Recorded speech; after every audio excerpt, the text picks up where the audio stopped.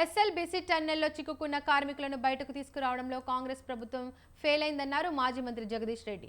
CM Revanth Reddy MLC ఎన్నికల ప్రచారం చేస్తున్నారని సెటర్లు వేశారు. కృష్ణా నదీ జలాల పరిరక్షణ విషయంలోనూ తెలంగాణ ప్రభుత్వం అట్టర్ ఫ్లాప్ అయిందన్నారు.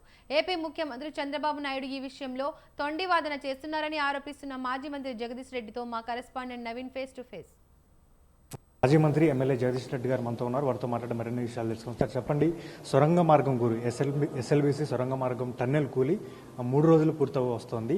ఇప్పటి వరకు సహాయక చర్యలు ప్రభుత్వం చేస్తున్నారు అని చెప్తున్నారు. కానీ ఇప్పటి వరకు చిక్కుకున్న వారిని బయటకు తీసుకురాలేదు. దీనిపై ఏం చెప్తారు? దానిపై నేనేం చెప్పడం అనే దానికంటే ముందు ముఖ్యమంత్రి గారే చాలా స్పష్టంగా చెప్పారు, ఈ రాష్ట్ర ప్రభుత్వానికి ఏమాత్రం పట్టింపు లేదు ఆ కార్మికుల ప్రాణాల విషయంలో అని. ఎందుకంటే సంఘటన జరిగి 3 రోజులు జరుగుతుంటే ఒక వెంటకి మందం కూడా ముందు జరగలే పని కూడా సహాయక చర్యలకు సంబంధించి. కేవలం ఒక 2 మంత్రులు వెళ్ళి ఆడ కూర్చొని ఆ సొరంగం ముందు పోయి ఫోటో దిగి పంపడం తప్ప ఇప్పుడు జరిగిన పని ఏం లేదు అక్కడ. ముఖ్యమంత్రి గారేమో స్వయంగా పర్యటనలు చేస్తున్నారు. దాంట్లో ఎన్నికల పర్యటన. ఆ ఎన్నిక ఎవడు పట్టించుకునే ఎన్నిక, వాస్తవానికి అది పార్టీ ఎన్నిక కూడా కాదు.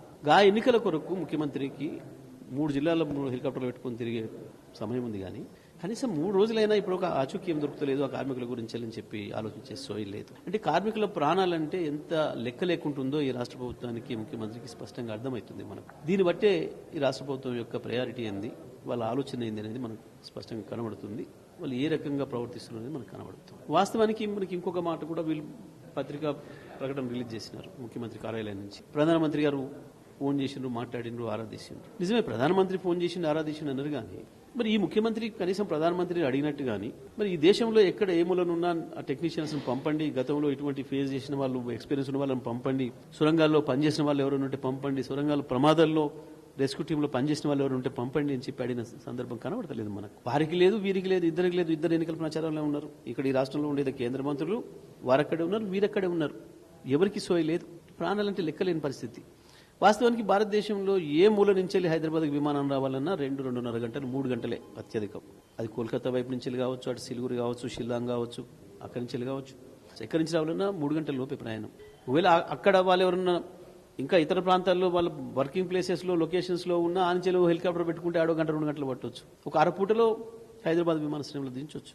ఈడ హెలికాప్టర్ ఇవాళ ముఖ్యమంత్రి ఎన్నికలు తీసుకుపోయిన హెలికాప్టర్ కనుక ఈడ పెట్టుకుంటే గంటల శ్రీశైలం కూడా తీసుకుపోవచ్చు. ఇదంతా కలిపితే కూడా 12 గంటలలో చేయొచ్చు ఈ పని. కానీ ఈ ప్రభుత్వానికి ఆ సోయి లేదు.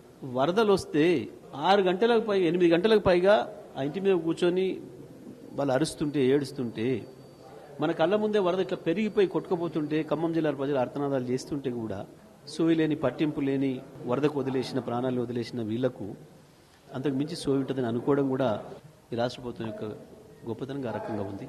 ముఖ్యంగా ఈరోజు కేఆర్ఎంబీ మీటింగ్ జరగబోతుంది. ఇప్పటికే కృష్ణా నదీ జలాల వాటా విషయంలో బీఆర్ఎస్ పార్టీ పెద్ద ఎత్తున ఏపీ ప్రభుత్వంపై, తెలంగాణ ప్రభుత్వంపై ఆరోపణలు చేస్తుంది. ఈ రోజు మీటింగ్లో తెలంగాణ ప్రభుత్వం ఏ విధంగా వాదిస్తే తెలంగాణకు ప్రయోజనం జరుగుతుంది, బీఆర్ఎస్ ఏం చెప్తుంది? తెలంగాణ ప్రయోజనాల పట్ల ఈ రాష్ట్ర ప్రభుత్వానికి ఏమాత్రం సోయి లేదు, పట్టింపు లేదు. తెలంగాణ ప్రాజెక్టులని కేంద్రం చేతుల్లోకి తీసుకుంటుంటే కనీసం వీళ్ళ నుంచి ప్రతిఘటన లేదు. దానికి కూడా కేసీఆర్ గారే బయటకు వచ్చి నల్గొండలో సభ పెట్టి గర్జిస్తే తప్ప అప్పటి వరకు వీళ్ళకి సోయి లేదు. కేంద్రం గుప్పిట్లోకి తీసుకుపోతున్నారు వాటిని అనే మాట వీళ్ళకి పట్టింపే లేదు. మేము కొట్లాడిన తర్వాత, కేసీఆర్ గారు గర్జించిన తర్వాత అప్పుడు అసెంబ్లీలో తీర్మానం చేసి పంపిద్దామని చెప్పి పెట్టినారు. వీళ్ళు అంత సోయి లేకుంటున్నారు.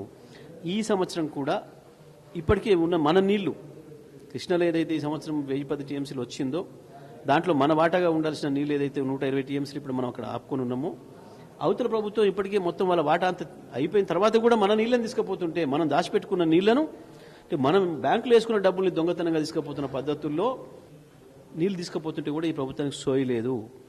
మొన్న మేము మాట్లాడిన తర్వాత, బీఆర్ఎస్ పార్టీ మాట్లాడిన తర్వాత రాష్ట్ర కార్యదర్శి గారు ఉత్తరం రాసిండు ఆంధ్రప్రదేశ్కి, కేఆర్ఎంకి. గంత సోయి ఉంది వీళ్ళకు.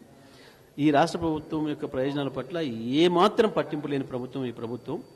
పూర్తిగా గతంలో వీళ్ళందరూ కూడా వాళ్ళ ఆంధ్ర భాషల దగ్గర స్లేవ్స్గా పనిచేసి వచ్చిన వాళ్ళు, బానిసలుగా పనిచేసిన వాళ్ళు, బానిస మనస్తత్వంతో ఉన్నారు. కాబట్టి ఇవాళ కూడా ఇంకా అదే మనస్తత్వంతో పరిపాలన చేస్తున్నారు. వాళ్ళు మాట్లాడాలంటే, వాళ్ళకి ఎదురు తిరగాలంటే, వాళ్ళని నిలదీయాలంటే వీళ్ళతో కావడం లేదు. ఇది ఒక చేతగాని దద్దమ్మ ప్రభుత్వం. అందుకే ఇవాళ మన హక్కులకు భంగం కలిగే ప్రమాదం వచ్చింది. అంటే ఏపీ ముఖ్యమంత్రి చంద్రబాబు నాయుడు ముఖ్యంగా మిగులు జలాలను వాడుకుంటున్నాం, సముద్రానికి పోయే వాటర్నే మేము వాడుకుంటున్నాం, అదేవిధంగా బనకచర్ల ప్రాజెక్టుకు సంబంధించి కేంద్ర ప్రభుత్వం అనుమతులు ఇవ్వాలంటూ కూడా విజ్ఞప్తి చేస్తున్నారు. దీనిపై ఏం చెప్తారు? చంద్రబాబు నాయుడుది ఇప్పుడు కూడా మొదటి నుంచి కూడా దొంగ వాదనే, ఎప్పుడు కూడా తెలంగాణ మోసం చేసే వాదనే. దీనికి కనీసం వెళ్ళించి సమాధానం లేదు. ఇంత సోయి లేకుంటుండే ముఖ్యమంత్రి ఒక మాట మాట్లాడండి, అప్పుడు చూసిరా మీరు? ఈ సంవత్సరం వచ్చింది 1010 టీఎంసీలు, దాంట్లో నీ వాటా 660, మాది 360. మేము ఇప్పుడు 220 వాడుకున్నాం, మిగతా 140 మావి ఉన్నాయి. నువ్వు మొత్తం 650 పైన వాడినవు, నీ 9 టీఎంసీలే ఉండి అయిపోయింది. అది మంచిల కొరకు పెట్టుకోవాలి ఎండాకాలానికి. నీ వాటా అయిపోయింది, ఇప్పటికి ఎక్స్ట్రా తీసుకుపోయినావు. మా నీళ్ళని దొంగిలించకపోతున్నావు. నువ్వు ఆపు అని చెప్పి ఈ రాష్ట్ర ముఖ్యమంత్రి కానీ ఈ రాష్ట్ర ఇరిగేషన్ మంత్రి గారు మాట్లాడినరా? మాట్లాడలే. ఆ దమ్ము లేదు. ఎందుకంటే ఈయనకు అక్కడ పైన చంద్రబాబుతో అవసరం ఉంది. మోడీ గారికి ఈయనకు రాయబారం చేయడానికి మధ్యలో ఈయనకి ఏం ఇబ్బంది జరగకుండా కాపాడడానికి చంద్రబాబు అవసరం ఉంది. అందుకే వీళ్ళ రాజకీయ అవసరాల కొరకు తెలంగాణ ప్రజలకు ద్రోహం చేస్తున్నారు. ప్రత్యేకించి కృష్ణా పరివాహక ప్రజలకు, హైదరాబాద్ మంచినీటి అవసరాల కొరకు ఏదైతే మనం నీళ్లు నిలబెట్టుకున్నామో ఆ నీళ్లను దొంగతనంగా తీసుకుపోతుంటే హైదరాబాద్, రంగారెడ్డి జిల్లా ప్రజల పట్ల కానీ, మహబూబ్నగర్, నల్గొండ, ఖమ్మం జిల్లా ప్రజల పట్ల కానీ వీళ్ళకి సోయి లేదు. పూర్తిగా ఈ ప్రాంతానికి అన్యాయం చేసే పద్ధతుల్లో, ద్రోహం చేసే పద్ధతుల్లో ముఖ్యమంత్రి, మంత్రుల ప్రవర్తన కనబడుతుంది.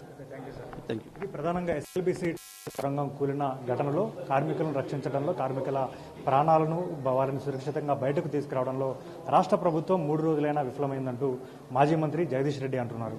కెమెరామెన్ మల్లిబాబుతో సవీన్, స్వతంత్ర టీవీ, హైదరాబాద్.